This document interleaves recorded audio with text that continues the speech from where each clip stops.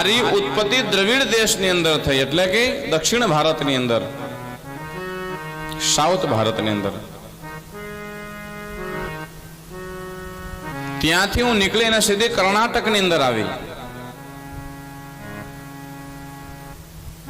અને કર્ણાટકમાં મને સારી વૃદ્ધિ મળી, યુવાન બની ગઈ.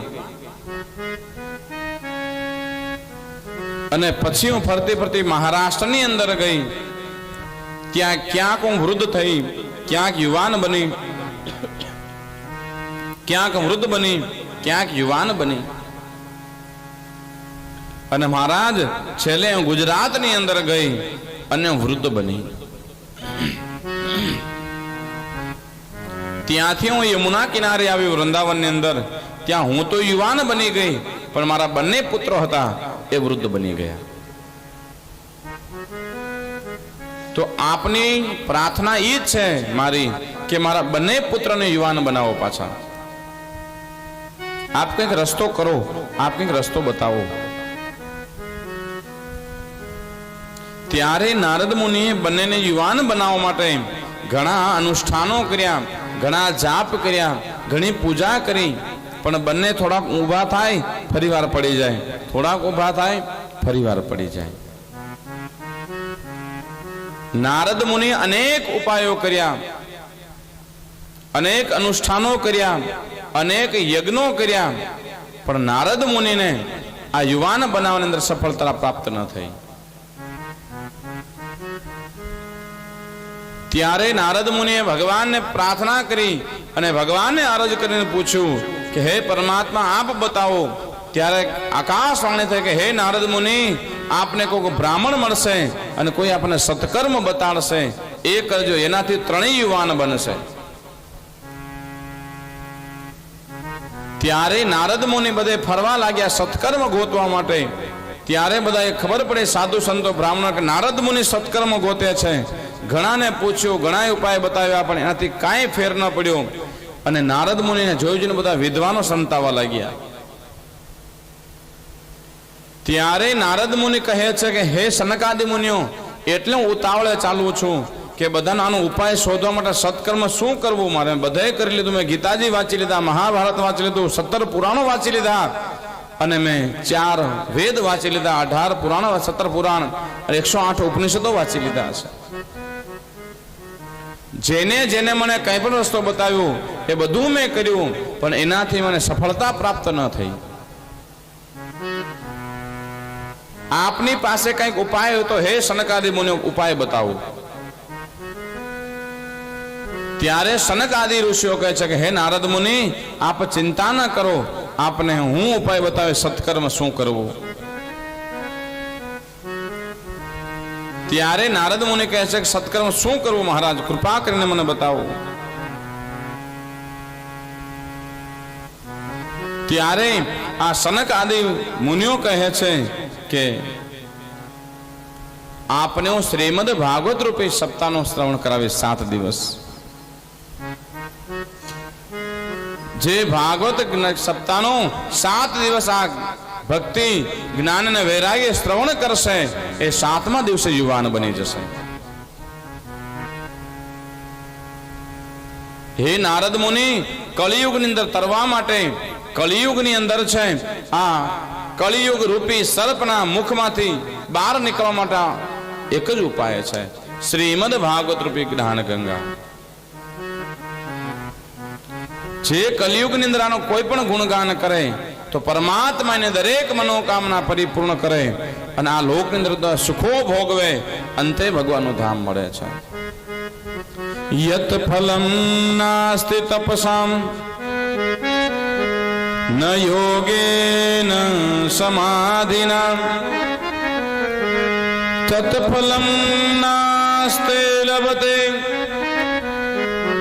સમ્યક લોકે સવ કીર્તનાત. કોઈ યજ્ઞ કરવાની જરૂર નથી, કોઈ દાન કરવાથી જે ફળ ન મળે, મોટા મોટા યજ્ઞ કરવાથી, મોટી મોટી તપશ્ચર્યા કરવાથી જે ફળ ન મળે, એ આ ભગવાનનું ગુણગાન સાંભળવાથી આપણને ફળ મળે છે. જે આ શ્રીમદ ભાગવત રૂપી 7 દિવસ સપ્તાહનું જ્ઞાન યજ્ઞ કોઈ શ્રવણ કરે એને આ ફળ મળે છે. ત્યારે નારદ મુનિ કહે છે કે હું સપ્તાહ બેસાડું તો કઈ જગ્યાએ બેસાડવી?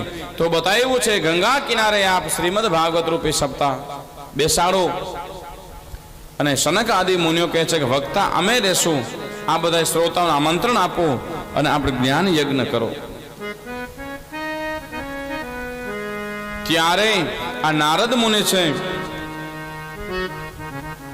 ગંગા કિનારે છે આ યજ્ઞનું આયોજન કર્યું. બધાય ઋષિ મુનિને આમંત્રણ આપ્યું. ભૃગુર વશિષ્ઠ ચ્યવનશ્ચ ગૌતમો મેધાતિથિર્દેવ વલદેવરાતો રામસ્તથા ગાદિસૂતશ્ચ સાકલો મૃકુંડપુત્રા ત્રિજપીપલાદા યોગેશ્વરો વ્યાસ પરાશરોશ્ચ છાયા સુકોજા જલિજ મુખ્યા સર્વેપ્યમે મુનિગણા સહપુત્ર શિષ્યા સ્વસ્ત્રીભિરાય યુરતિ પ્રેણ મુક્તા. નારદ મુનિ ગયા, ભૃગુ ઋષિષ્ઠને બોલાવ્યા, વશિષ્ઠ મુનિને બોલાવ્યા, ચ્યવન ઋષિને બોલાવ્યા, પરશુરામજીને બોલાવ્યા, મેધાતિથિને બોલાવ્યા, દેવલ ઋષિને બોલાવ્યા, દેવરાત એટલે ભીષ્મને બોલાવ્યા, ઘણા બધા ઋષિ મુનિને બોલાવ્યા છે. પણ ઘણાને ભૂલાઈ ગયા તો ઘણા છે મનમાં વિચાર કરે આપણે આમંત્રણો થોડું ભાઈ આપ્યું છે કે આપણે જવું જોઈએ, આપણે આમંત્રણ નથી આપણે ન જવાય. એવા બધા હતા. સત્સંગની અંદર આમંત્રણ ન હોય, કથા યજ્ઞની અંદર આમંત્રણ ન હોય, બધાને આવવાનું હોય, એવા બધા હતા. અને ભૃગુ ઋષિ ગયા અને મનાવી લે આવો, કથામાં આમંત્રણ ન હોય, આ તો ભાગીરથી છે, આ તો છે ભાગવતી રૂપી ગંગા છે, એમાં તો પધારો સ્નાન કરો, એમાં આમંત્રણની જરૂર ના હોય. અને બધા ઋષિ મુનિઓને છે ભૃગુ ઋષિ મનાવી અને કથાની અંદર લેવા 7 દિવસ સુધી છે એ ગંગા કિનારે જ્ઞાન યજ્ઞ કર્યો. શ્રોતાઓ કથા શ્રવણ કરે. સનકાદિ મુનિઓ વક્તા સ્થાને બિરાજમાન થયા અને 7 દિવસનો યજ્ઞ પૂરો થયો. અને 7મા દિવસે જ્ઞાન ભક્તિ અને વૈરાગ્ય ત્રણેય છે યુવાન ઉભા થયા કથા સત્રની અંદર અને જય જયકાર થવા લાગ્યો. બોલીએ ભાગવત ભગવાન કી જય. ત્રણેય સ્વરૂપ ઉભા થયા, જય જયકાર થયો. બધા સનક આદિ મુનિઓ જય જયકાર કરવા લાગ્યા. નારદ મુનિ બહુ રાજી થયા અને ભક્તિ જ્ઞાન વૈરાગ્ય ત્રણેય પ્રગટ થયા અને કીધું મહારાજ અમે પ્રગટ તો થયા છે, યુવાન બની ગયા છે, અમને રહેવા માટે કંઈક સ્થાન આપો. ત્યારે કીધું કે આપ દરેક જીવના હૃદયની અંદર સ્થાન પ્રાપ્ત કરો અને ભક્તિ જ્ઞાન અને વૈરાગ્ય છે આપણા બધાની અંદર બિરાજમાન છે. ત્યાર પછી સૂતજી મહારાજ કહે છે કે આ કથા છે કેટલો પણ માણસ પાપી હોય એ પાપી પણ અંતે જો કથા શ્રવણ કરે તો પણ એને ભગવાન મુક્તિ આપે છે. કદાચ આ જગતની અંદર બધાએ પાપ કરી અને પ્રેત ગતિની અંદર ગયા હોય અને પ્રેત ગતિની અંદર જઈ પછી પણ જો કથા શ્રવણ કરે તો ભગવાન છે એ પ્રેત ગતિમાંથી એને મુક્ત કરી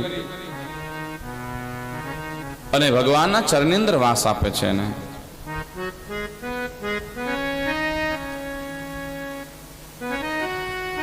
પછી સૂતજી મહારાજ કહે છે કે ગમે તેટલો પાપી હોય પણ આપણે ધુંધુકારી જેટલા પાપ તો નહીં જ કર્યા હોય.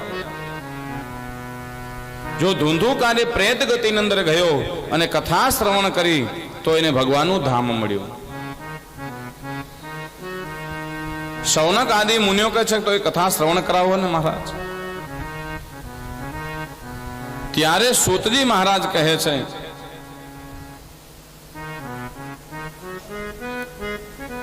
કે હે શૌનક આદિ મુનિઓ,